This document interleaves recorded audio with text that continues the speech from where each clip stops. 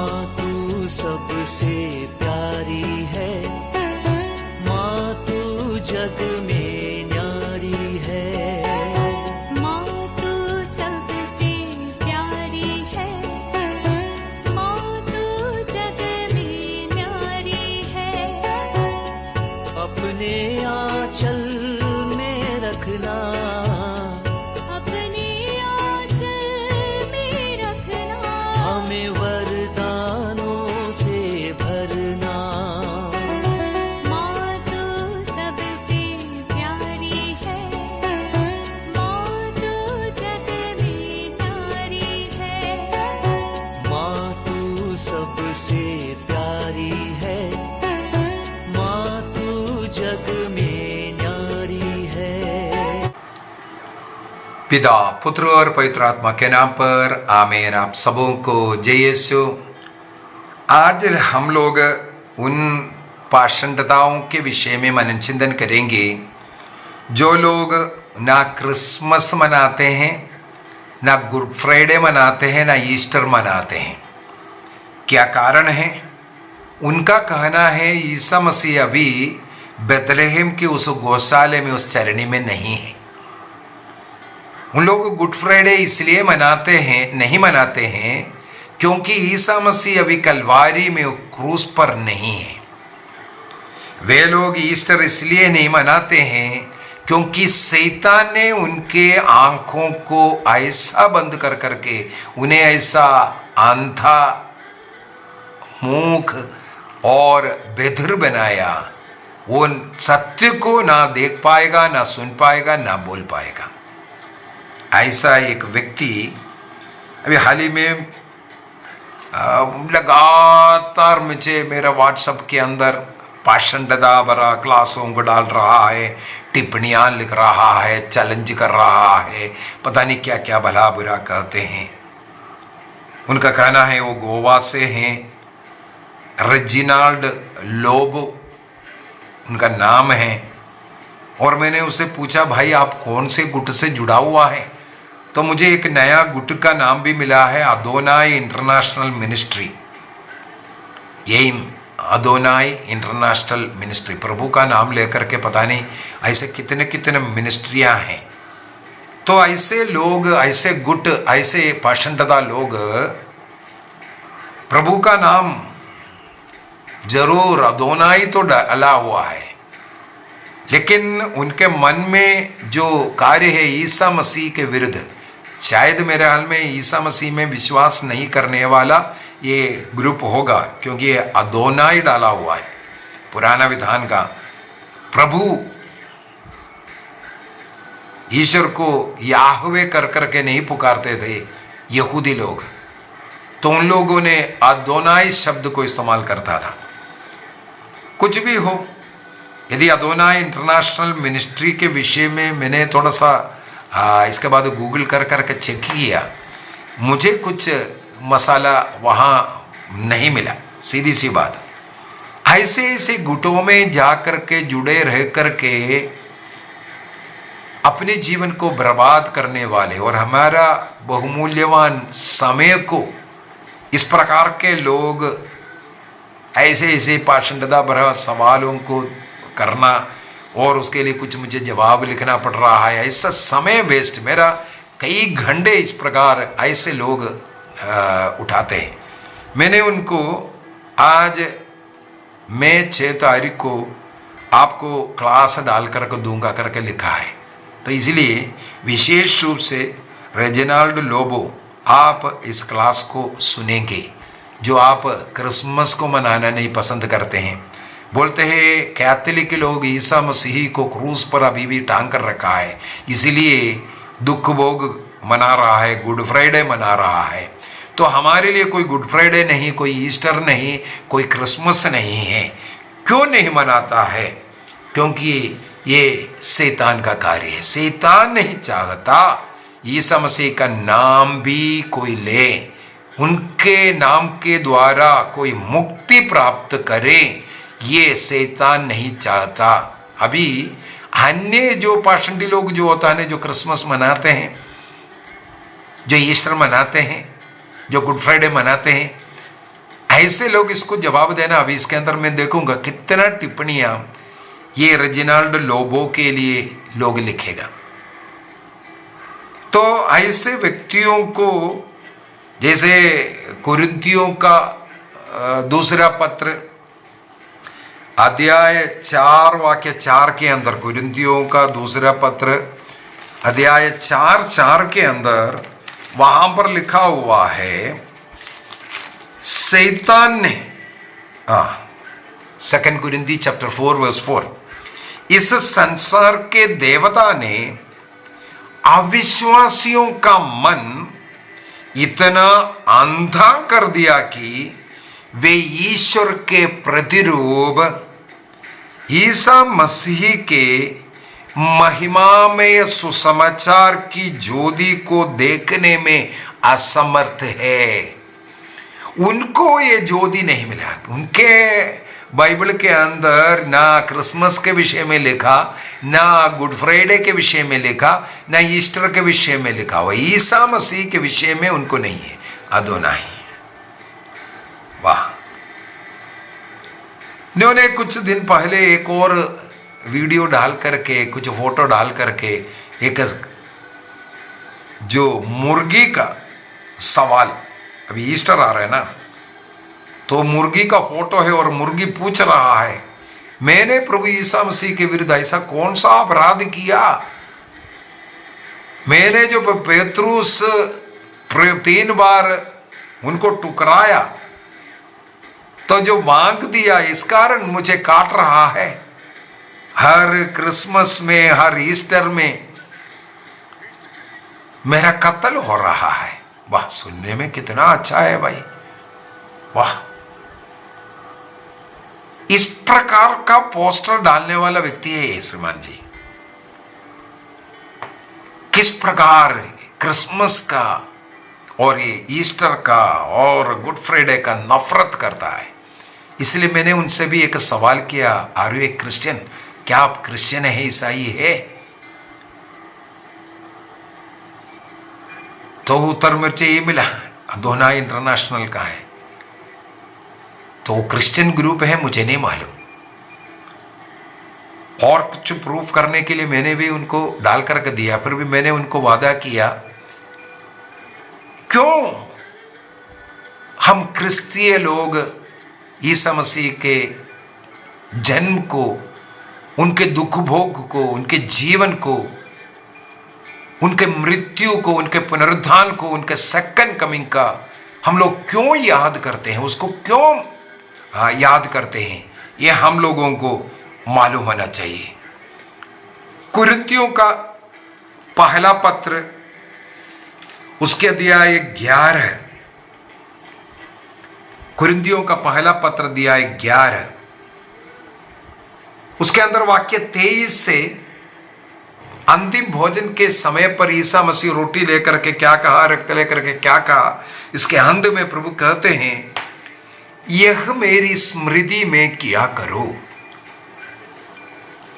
कलीसिया में ईसा मसीह का स्मृति जारी रखने के लिए, ईसा मसीह की स्मृति कलीसिया में जारी होना चाहिए, इसलिए ईसा मसीह ने कहा, यह मेरी स्मृति में किया करो।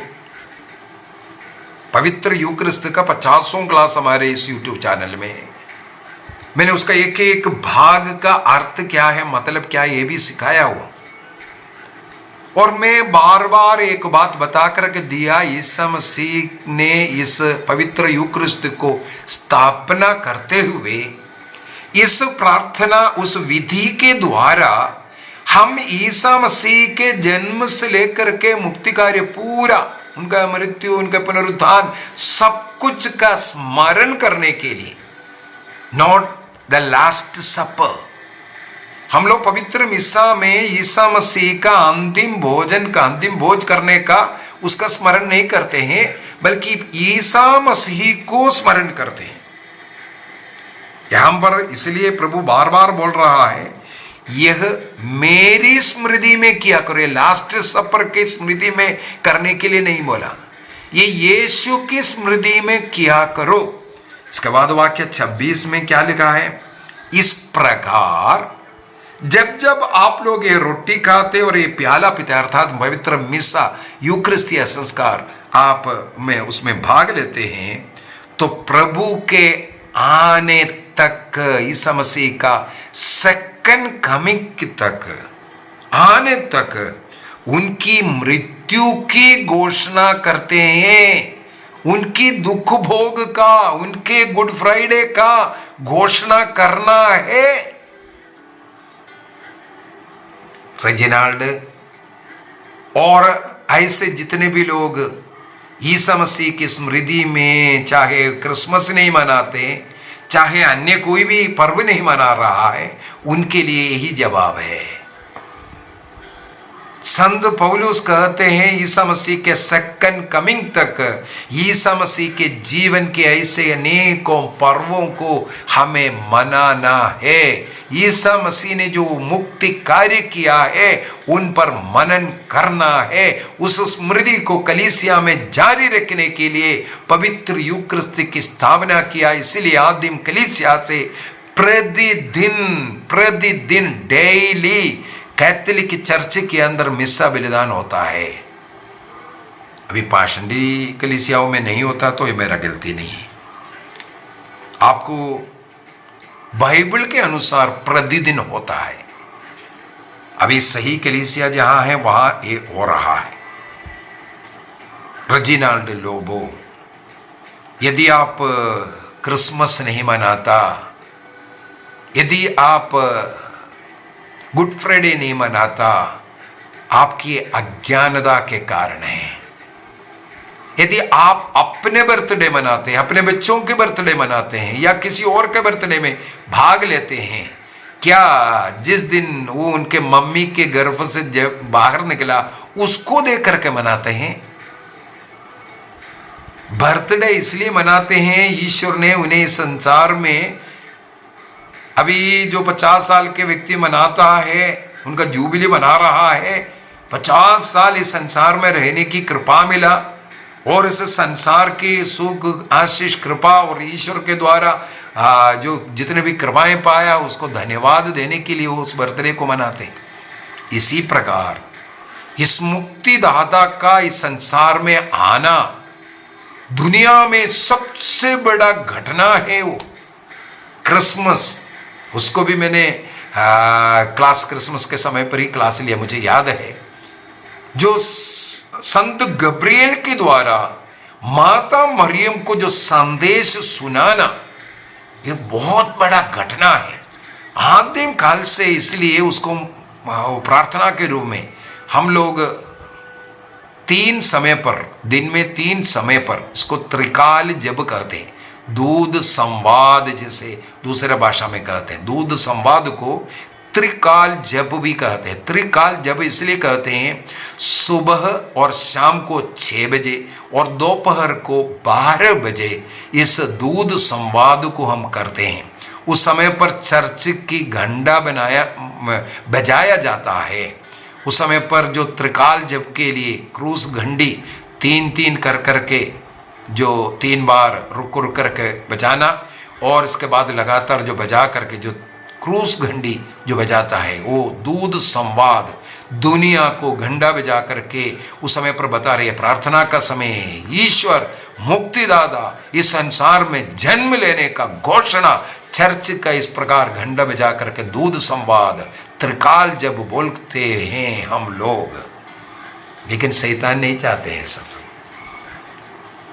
चर्च का घंटा इस प्रकार बजा करके त्रिकाल जब बोलना, दूध संवाद बोलना, उस सत्य को, उस खुशी को घोषणा करता है और स्वीकार करता है, मेरा मुक्तिदाता इस संसार में आकर मुझे मुक्ति दिया। इसको वही दूध संवाद, स्वर्गदूत गब्रिएल स्वर्गदूत माता मरियम को जो संदेश सुनाना और माता मरियम को समर्पण करना, और यीशु इस प्रकार वचन मांस धारण कर मरियम में जन्म लेकर के हमारा मुक्ति किया, इसकी घोषणा करने वाला सुंदर प्रार्थना।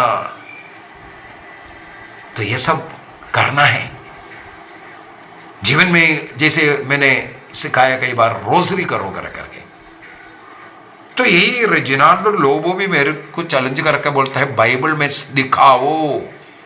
मैंने उनको क्लास डाल करके दिया, ये लो कितना 30-35 क्लास कुछ मैंने उनको डाल करके दिया, लो इसको भाई सीख लो, देख लो। टाइम इतना वेस्ट मत कराओ मेरा। बाइबल में नहीं है करके मेरे कई क्लास के अंदर ही बताया, इसके बाद भी बोल रहा बाइबल में नहीं दिखाया आपने, बाइबल में, इसका मतलब वो क्लास नहीं देख रहा है। केवल आर्ग्यू करना है, हमारा टाइम वेस्ट करना है।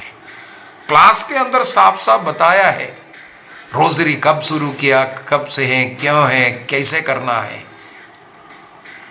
तो भाई रेजिनाल्ड लोबो, ये जो झूठी शिक्षाएं, जो पाषंडताएं आपके मन में हैं, भरा हुआ है, उस कीचड़ को धो लो। ईसा मसीह की स्मृति को इस संसार में लगातार बनाए रखने के लिए इस रोजरी प्रार्थना, उसके अंदर 20 रहस्य पर ईसा मसीह के मुक्ति कार्य से जुड़े हुए 20 रहस्यों पर मनन चिंतन करने वाले प्रक्रिया को रोजरी कहते हैं। एक बार और बोल कर दो तुम, आपने बोला है बाइबल में बताओ, बाइबल के बाहर से एक भी नहीं। ईसा मसीह के मुक्ति कार्य से जुड़े हुए 20 ऐसे रहस्यों पर, मुख्य 20 रहस्यों पर मनन चिंतन करना, प्रार्थना करने का रीति को कहते हैं रोजरी। एक माला उठा करके ऐसा घुमाने को नहीं बोलते। 20 रहस्य ईसा मसीह का मुक्ति कार्य पर मनन चिंतन करना, ये बाइबल बोल रहा है हमें मनन चिंतन करना है। ईसा मसीह को ही हमेशा हमारे हृदय में रखना है। उसमें शक्ति है, उसमें सामर्थ्य है। ऐसे हम निरंतर अगर दिन भर बाइबल पढ़ते रहें, उसमें शक्ति है, सामर्थ्य है। वो बाइबल पढ़ने से जितना आपको समझ में आएगा, उससे अधिक रोजरी प्रार्थना के इस 20 रहस्यों के द्वारा आपको ईसा मसीह के मुक्ति कार्य समझ में आएगा। प्रभु गब्रियल स्वर्ग का संदेश के द्वार पर शुरू हो रहा है।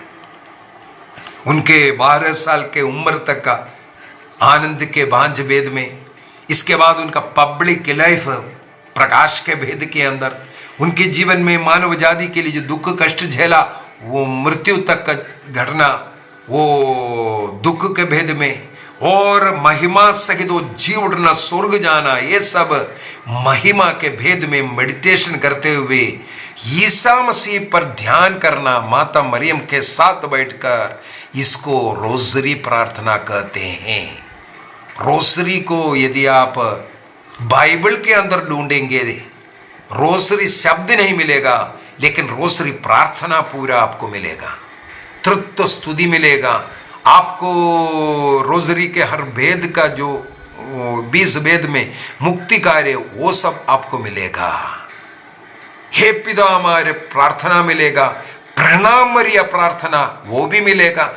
लूकस को सुसमाचार दिया 1 पढ़ना वहीं पर लिखा हुआ है। तो प्रणाम मरिया का सब क्लास ले चुका हूं मैं। और आपने पूछा है प्रेरितों का धर्मसार कहां से, उसका हर एक शब्द जो है, उसका शब्द एक लिखना पढ़ना, वो हर एक शब्द बाइबल से ही निकाला हो गया है, बाइबल का निकाला हुआ शब्द है। उसको जोड़ करके हम अपना विश्वास पिता पुत्र पवित्र आत्मा त्रिएक ईश्वर में प्रकट करने की प्रार्थना है। ये विश्वास मंत्र, धर्म सार, धर्म का, हमारे क्रिस्तीय धर्म का सार है, वो निचोड़ है। तो क्रिसमस मनाना या ईस्टर मनाना या दुख भोग मनाना, ईस्टर मनाना इसलिए भी जरूरी है क्योंकि चारों सुसमाचार में उसका उल्लेख किया हुआ है। यदि आप क्रिस्तीय है, क्रिस्तीय विश्वास का कॉर्नर स्टोन है ईसा मसीह के दुख भोग मृत्यु और जी उठना। जो लोग इसको मनाता नहीं है वो क्रिस्तीय नहीं है। इसलिए मैंने आपसे पूछा था एक सवाल, आर यू ए क्रिश्चियन? अब भूल गया? आपने मुझे उत्तर दिया हाँ मैं क्रिश्चियन हूं, इसके बाद बोला मैं अदानाई इंटरनेशनल मिनिस्ट्री वाला। वो मिनिस्ट्री क्या सिखा रहा है? वो ईसा मसीह में विश्वास नहीं कर रहा है, तो बहुत ही दुख की बात है। आपकी आत्मा को बचाने के लिए ईसा मसीह में विश्वास करना जरूरी है। Without death no resurrection. Isa Masih के मृत्यु को नहीं मनाएंगे, आप पुनरुत्थान को, उस जीवित तो प्रभु आज भी हमारे साथ है, उसको नहीं विश्वास कर सकता। सबसे पहले उनका जन्म क्रिसमस पर विश्वास करना है, और वो एक साधारण मनुष्य से जीवन जी करके मानव जाति के पापों को अपने ऊपर उठा करके दुख भोगा, इस पर मनन चिंतन करना, डेली मेडिटेटेड।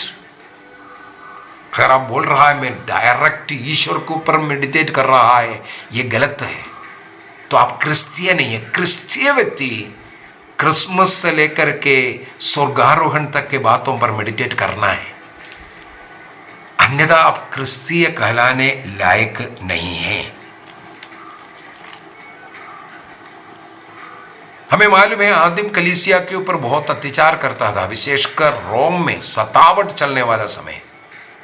313 में कॉन्स्टेंटाइन के द्वारा जब क्रिस्तीय धर्म को अन्य धर्म के समान आजादी मिला, प्रार्थना करने का, अब गिरजा बनाने का, ये सब आजादी मिला कॉन्स्टेंटाइन के द्वारा, वो आजादी के पीछे की कहानी को भी आपको पढ़ने की जरूरत है। उन्हें स्वर्ग में, आकाश में एक क्रूस का चिन्ह दिखाई दिया, और वहां पर लिखा हुआ था इस चिन्ह के द्वारा आपका मुक्ति है। अगला इनका एक और सवाल था, ये आप लोग ये क्रूस का चिन्ह, मेरा क्लास शुरू होता है, अंत होता है क्रूस का चिन्ह, ये क्रूस का चिन्ह कहाँ लगाया हुआ है, कहाँ है बाइबल के अंदर? मैं एक क्लास और उसके ऊपर लेने के लिए विचार कर रहा हूं। तो क्रूस उन्होंने देखा, उसके द्वारा उनका मन परिवर्तन हो रहा है। वो बपतिस्म नहीं लिया है, बपतिस्म नहीं लिया, ईसाई नहीं बना था, लेकिन उनकी मां हेलेना एक बहुत बड़ा भक्त स्त्री बन गई, और कॉन्स्टेंटाइन भी क्रिश्चियन लोगों का मदद करना शुरू किया। हमें मालूम है उन्होंने एक राजमहल कलीसिया को दिया, और कई ऐसा कार्य उन्होंने कलीसिया में, जो फर्स्ट जो सिनड जो बुलाया, काउंसिल बुलाया, उस समय पर हमें मालूम है कलीसिया के पास कोई धन दौलत नहीं है, कुछ नहीं है। उस समय पर सब सम्राट राजाओं के द्वारा अनेकों वर्षों तक उन्हीं लोग बुलाना पड़ता है काउंसिल वगैरह देखने के लिए। चर्च का काउंसिल कौन बुलाना है? राजा लोग बुलाना है, राजा लोग उसके लिए सब तैयार करके देता था। तो सबसे पहला जो काउंसिल जो बुलाया वो भी इसी सम्राट ने 325 में सम्राट कॉन्स्टेंटाइन ने किया। और उनकी मां हेलेना यरूशलेम जाते हैं, ईसा मसीह का क्रूस को ढूंढते। मैंने क्रूस का वो इतिहास पूरा क्लास के अंदर कई बार डाला हुआ है। इसके बाद होली सपक जो चर्च है, उस चर्च के अंदर उसको रखा। ईसा मसीह के क्रूस मृत्यु और पुनरुत्थान का उनका जो कब्र रहने वाला उस जगह, उस चर्च होली सपल्कर आज भी है वह। ये 325 के करीब कॉन्स्टेंटाइन के द्वारा जो बनाया हुआ है। और उनकी मां क्रूस की रास्ता और दुख भोग, मैंने ये भी बोला था क्रूस की रास्ता के विषय में एक क्लास लेते हुए, ईसा मसीह के मृत्यु के बाद जब तक माता मरियम शिष्य लोग वहाँ यरूशलेम में रहे और जो सतावट वगैरह उतना नहीं था, उस समय पर लोग ईसा मसीह के उस दुख भोग को याद करते हुए उसी मार्ग पर चलने का विधि उसी समय पर शुरू हुआ। इसके बाद सतावट वगैरह हुआ, फिर 325 ये क्रूस फाइंड आउट होने के बाद इस हेलेना और लोग सब मिलकर के क्रूस की रास्ता करना शुरू किया। वहां से क्रूस की रास्ता का ये भक्ति शुरू हुआ। ये सब एक दिन के बात नहीं है। तो इस प्रकार 325 का ये जो काउंसिल के द्वारा जो बुलाया गया, जो फर्स्ट काउंसिल, निसिया काउंसिल कहते हैं, इस निसिया काउंसिल में क्रिश्चियनिटी का आज़ादी होकर के क्रिश्चियनिटी बढ़ना शुरू हो रहा है। उस समय पर क्रिसमस मनाने का, ईस्टर मनाने का और गुड फ्राइडे मनाने का, सबका कैलेंडर बनाने का जो समय निश्चित करने का काउंसिल भी ये निसिया काउंसिल है 325 का। इसका मतलब गुड फ्राइडे, ईसा मसीह का दुख भोग, मृत्यु सब उस समय पर भी स्मरण कर रहा है।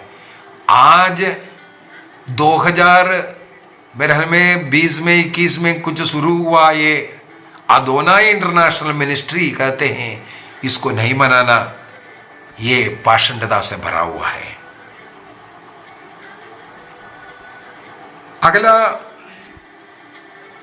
जो लोग माता मरियम का आदर करते हैं या संतों का आदर करते हैं और ईसा मसीह का आराधना स्तुति करते हैं, उनको मालूम है ईसा मसीह का पर्व, संतों का पर्व सब कैसे मनाना है।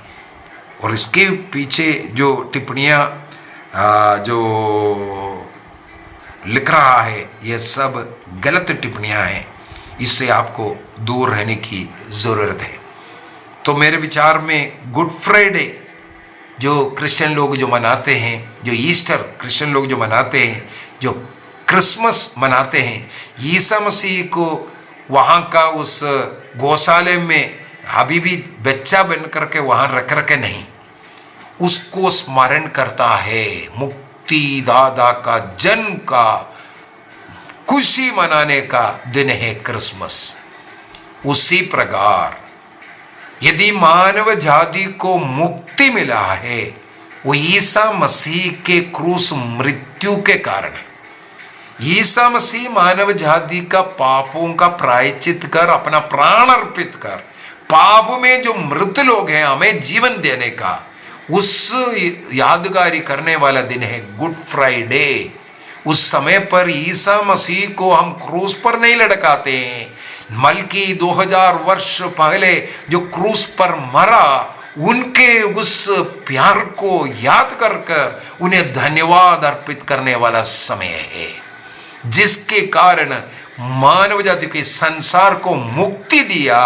इसकी घोषणा करने का दिन है ये दुख भोग का दिन, ये गुड फ्राइडे का दिन। इसलिए उसको गुड फ्राइडे कहते हैं, बैड फ्राइडे या रोने वाला फ्राइडे नहीं बोलते हैं, उसको गुड फ्राइडे इसलिए बोलते हैं क्योंकि उसके द्वारा मानव जाति को मुक्ति मिला है। ईस्टर, यदि मरा हुआ व्यक्ति वहां मरा पड़े रहने से वो कोई विजय नहीं है, उनके द्वारा कुछ नहीं हुआ। लेकिन ईसा मसीह मरकर हमें जीवन दिया, लेकिन वो स्वयं जी उठा, वो मरा पड़ा नहीं है। आज हम जीवित प्रभु हमारे साथ रहने वाला उसकी स्मृति करने के लिए तीसरे दिन का हम लोग मनाते हैं। अभी ये भाई साहब बोल रहा है ईस्टर जो तुम लोग संडे को मना रहा है ये कैसे संभव है। एक साइड में बोलता है फ्राइडे गुड फ्राइडे नहीं मनाना, इसके बाद वो वहां से काउंट कर रहा है। ईसा मसीह ने कहा 3 दिन 3 रात में नबी योना के समान भूमि के अंदर रहेगा, इसके बाद जी उठूंगा। और तुम लोग तो संडे को मनाते हुए, संडे तो उनका ईस्टर नहीं हो सकता, जिन पुनर्जुत्थान नहीं होता। रेजिनाल्ड लोबो मुझे लिख करके बताता है कि ईसा मसीह मंडे को जी उठा। देखो ऐसे क्रिश्चियन लोग भी हैं, इसलिए मैं बार बार मैं आप लोगों को बता रहा हूं ऐसे पाषंडियों को नहीं सुनना कभी। रेजिनाल्ड लोबो इनका जो टिप्पणियां जो मंडे वो टिप्पणी में सेव कर कर रखा क्योंकि उसने लिख करके डाला हुआ है, उसको सेव कर करके डाला हुआ है। वो बोलता है मंडे को है, संडे को नहीं है, तुम लोग गलत इसको मना रहा है। अभी इनके दिमाग में इनको ऐसा सिखा रहा है, पाषंडता में पड़ा हुआ। ऐसे अनेकों लोग पाषंडता में पड़ा, अपना बुद्धि किसी पास्टर ने ये सिखाया वो सिखाया, कोई मिनिस्ट्री बना दिया, और उनका गुट शुरू किया और ईसा मसीह के किल्ली उड़ा रहा है। ईसा मसीह का विरोध इस संसार में, अगर हमारे देश में, इस दुनिया में अगर क्रिश्चियों के ऊपर अत्याचार चल रहा है, इसका कारण, एकमात्र कारण ऐसे पेंटेकोस्टल, ऐसे पाषंडी लोग हैं। इनके गलत शिक्षाओं के कारण आज संसार को कष्ट पीड़ा मिल रहा है, क्रिश्चियों पर अत्याचार चल रहा है। यदि क्रिश्चियों के ऊपर अत्याचार चल रहा है, यदि उड़ीसा के उस कुष्ठ रोगी को देखने वाला उस मिशनरी, इसलिए भी अभी याद आया क्योंकि उनके उस हत्यारे को आजकल जेल में छुड़ाया और उनको फूलमाला डाल करके खुशी मनाया, पटाखा फोड़ करके, मिठाई फांट करके, ऐसे जेल में जिसका जो कत्ल ऐसा किया, जो छोटे छोटे 2 बच्चों के साथ एक पिता का जो कोड़ियों के बीच में सेवा कर रहा था, ऐसे मिशनरी का हत्या करने वालों को इस प्रकार का स्वागत करने वाले, निंदनीय कार्य करने वाले हमारे दुनिया में है। मेरे एक ही आग्रह है, ऐसे लोगों को, ऐसे कोड़ियों की सेवा करने के लिए एक दिन थोड़ा छोड़ दो। ये 25 वर्ष जेल में डालना नहीं, बल्कि 25 वर्ष ऐसे कोड़ियों के बीच में थोड़ा सेवा करने के लिए उन्हें छोड़ना चाहिए था। क्योंकि ऐसे व्यक्तियों का इन्होंने कत्ल किया, एक विदेशी धनी व्यक्ति, वो सब छोड़ करके ईसा मसीह के नाम पर कोड़ियों में यीशु को देकर के उनकी सेवा करने वालों को, हत्या करने वालों को देखो आज फूलमाला डाल करके स्वागत करने वाले। अभी हमारे रेजिनाल्ड लोबो को क्या सिखाएं? बाइबल के अंदर ईसा मसीह ने एक उदाहरण मत्ती सुसमाचार अध्याय 12 वाक्य 40 में योना नबी का उदाहरण दे करके प्रभु कहते हैं 3 दिन और 3 रात वो कब्र में रहेगा, इसके बाद जी उठने के विषय में। और ये विवाद कर रहा है कि ये तीसरा दिन मंडे है। सबसे पहले बाइबल का ये समय जो लिखना, मैंने इससे पूर्व में भी ईसा मसीह कितने घंटों तक क्रूस पर गुड फ्राइडे के दिन क्लास डाला था, उसमें भी बोला था 2 प्रकार का टाइम। योहन का सुसमाचार में रोमन टाइमिंग के अनुसार, वो रोमन टाइमिंग का मतलब होता है रात्रि 12 बजे से समय शुरू होता है, सुबह के 6 बजे का मतलब रात्रि 12 बजे से अभी 6 बज गया, अभी रात्रि का 11 बज गया है। अभी इसका मतलब है अभी 1 घंटे के बाद आज का ये दिन खत्म होकर के अभी अगला दिन शुरू होगा। ये बोलने के लिए 5 तारीख खत्म हो गया, अभी कल से 6 तारीख हो जाएगा 1 घंटे के बाद। ये बोलने का एक तरीका है, उसको रोमन टाइमिंग कहते हैं। लेकिन यहूदी टाइमिंग कैसे होता है? यहूदियों का टाइमिंग, यहूदियों का जो समय होता है आज 5 तारीख, 5 तारीख जो शुरू होता है 4 तारीख के शाम को 6 बजे से। मान लो आज मंडे है, मंडे जो शुरू हो रहा है संडे शाम को 6 बजे से। इसीलिए पूर्वी कलीसिया में ईस्टर्न चर्च के अंदर जो भी प्रार्थनाएं होता है, जो संध्या प्रार्थना, अगर संडे का संध्या प्रार्थना करना है सैटरडे शाम को उसको करता है। संडे का संध्या प्रार्थना सैटरडे शाम को करता है, क्योंकि सैटरडे शाम 6 बजे से समय शुरू होता है यहूदियों का टाइमिंग। ये क्लियर हुआ कि नहीं? इसलिए उसको वहां से 6 बजे से 12, 12 से 6, 6 से 12, इस प्रकार उसको रखा हुआ है यहूदियों का टाइमिंग। और रोमन टाइमिंग में, रोमन टाइमिंग कब से है? रात्रि 12 बजे के बाद शुरू होता है। लेकिन रोमन टाइमिंग पूर्वी संध्या 6 बजे से। यदि पूर्वी संध्या ईसा मसीह ने उदाहरण के लिए जो लास्ट सपर मनाया, मैंने उसका भी कई क्लास डाल चुका है, वहां सिखाया। ये लोग क्लास नहीं सुनते नहीं, इसी वजह से प्रॉब्लम हो रहा है। लास्ट सपर के विषय में जो मैंने क्लास लिया उसमें भी बता करके दिया, ये जो लास्ट सपर जो रोटी और दाखरस का जो बेली, वो बेली है, बेली अर्पित किया, वो कलवारी बेली है। वो कलवारी बलि है, वहां पर रक्त बहा करके बलि है, यहां पर रक्त रहित बलि है। वो बलि हम रोज किसी को मार करके जो रक्त बलि नहीं बनाना, उसके लिए रक्त रहित बलि को प्रभु ने अर्पित किया। ये दोनों एक बलि है, इसका मतलब एक ही दिन का है। इसलिए पूर्वी संध्या में ईसा मसीह ने अपने शिष्यों के साथ मनाया, अर्थात थर्सडे को नहीं, थर्सडे नाइट को करने का मतलब हो गया ये फ्राइडे को ही किया। इसके बाद फ्राइडे 3 बजे का ईसा मसीह का मृत्यु, क्रूस मरण, उसका भी मैंने एक्सप्लेन करके दिया। 6 बजे के समय पर उनका विस्तार जो भी हो रहा था पोंटियस पायलट के घर पर, और वहां से उनको फिर लेकर के क्रूस यात्रा। इसके बाद 9 बजे के करीब उनको क्रूस में चढ़ाना, अर्थात यहूदियों का सुबह का बलि का समय है 9 बजे।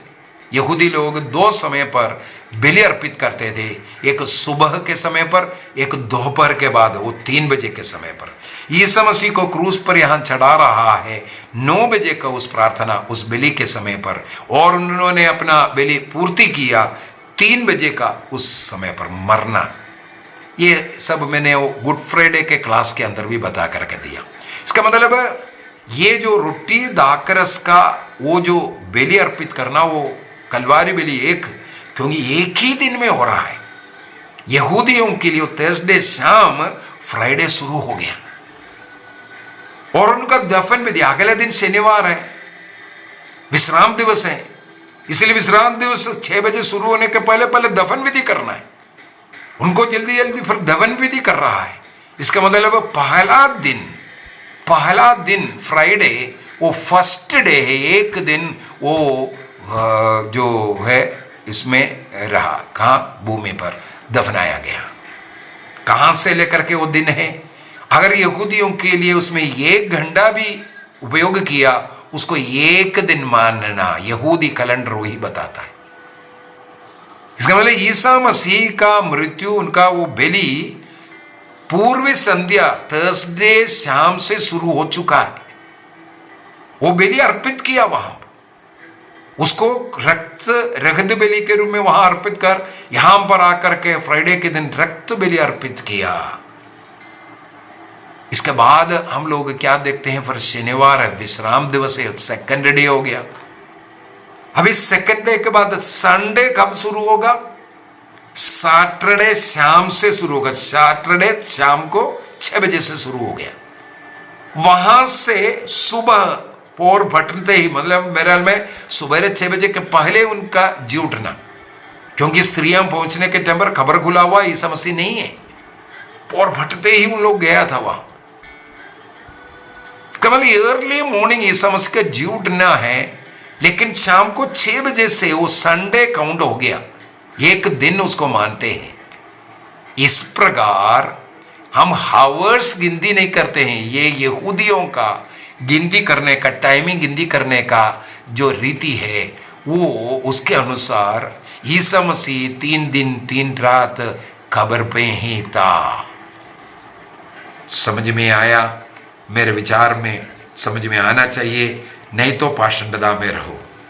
इसके लिए मैंने पूरा आपको बता करके दिया समय, वो गुड फ्राइडे के दिन इसका समय पूरा बता करके दिया था। मत्ती का सुसमाचार अध्याय 28 वाक्य 1 से 6 तक पढ़ना। वहां पर ईसा मसीह का पुनरुत्थान इतवार का दिन हुआ है करके लिखा, सोमवार नहीं लिखा। और ईसा मसीह का मृत्यु शुक्रवार, उस दिन शुक्रवार था कर करके लिख रहा है। वो हमें विश्वास करना है, पढ़ना है। और ये जो समय के विषय में मैंने जो बोल करके दिया, लूकस का सुसमाचार अध्याय 24 वाक्य 5 से 7 तक, तीसरे दिन, ये समझने के लिए एक और उदाहरण, एक और बाइबल से हम उठा सकते हैं, एस्तेर का ग्रंथ से। वहां पर भी एक गिनती है, एस्तेर का ग्रंथ अध्याय 4 वाक्य 16। हमें मालूम है एस्तेर की कहानी, एस्तेर राजा सरस्यूस से मिलने के पूर्व में 3 दिन उपवास कर करके वो फिर इसके बाद 3 दिन का उपवास घोषित किया और इस्राएलियों से आग्रह किया, एस्तेर रानी जिस प्रकार उपवास कर रहे पूरा सूसा प्रदेश में 3 दिन का उपवास घोषित किया। अध्याय 4 एस्तेर का ग्रंथ अध्याय 4 वाक्य 16। अध्याय 5 का वाक्य 1 को पढ़ लीजिए, 5:1। वहां पर क्या लिखा है? तीसरा दिन रानी ने क्या किया, अपना वो शोक का वस्त्र सब उतर करके रानी का वस्त्र पहनते हैं और राजा सरस्यूस के पास जाना है। 3 दिन का उपवास किया, तीसरे दिन वो रानी जा रहा है। कब जाना चाहिए था? चौथा दिन जाना चाहिए था ना, 3 दिन का उपवास के बाद। क्यों तीसरे दिन गया? क्योंकि यहूदियों के नियम के अनुसार, काउंटिंग के अनुसार तीसरे दिन खत्म हो चुका है, इसलिए वो तीसरे दिन नहा धो करके खाना खा करके सब उपवास तब तोड़ करके राजा से मिलने के लिए जा रहे हैं। ये इन दिनों का काउंट करने का ये यहूदी कल्चर का एक उदाहरण भी मैंने आपको प्रस्तुत किया। तो भाई रेजिनाल्ड लोबो, पाषंडता बंद करो, बाइबल को सीखो। और मेरे इस YouTube चैनल के अंदर मैंने आपको कई लिंक डाल करके दिया। इस लिंक पर आप क्लासेस ये मिलेगा वो मिलेगा, आप स्टडी करो। मुझे मालूम है आप पढ़ नहीं सकता, आप सुन नहीं सकता, क्योंकि आप पाषंडता में पढ़ा है, आप पाषंडता में पढ़ा है। प्रभु भी नहीं चाह रहा होगा, इसलिए आपकी आंखें इतना क्लास लेने के बावजूद भी नहीं खुल रहा है। प्रभु आपको आशीष दे, कृपा दे, सद्बुद्धि प्रदान करे। हमें खेद है आपका कुछ टिप्पणियां पढ़ करके इतना पाषंडता में पड़ गया है, इतना पाषंडी बन गया है, आपकी आत्मा को कौन बचाएगा? ऐसे जितने भी लोग मुझे आज सुन रहा है, ऐसे पाषंडी लोगों को सुनना बंद कीजिए। आपकी आत्मा को अगर आप बचाना चाहते हैं, सचमुच बचाना चाहते हैं, हमारे इस YouTube चैनल को रोज देखिए। और आपको क्लास अच्छा लग रहा है, हजारों लोगों में इसको फॉरवर्ड कीजिए, ताकि अन्य अनेकों लोग आपके कारण बच पाएगा। प्रभु हम सबों को आशीष दे, पिता पुत्र और पवित्र आत्मा के नाम पर आमीन। आप सबों को जय यीशु।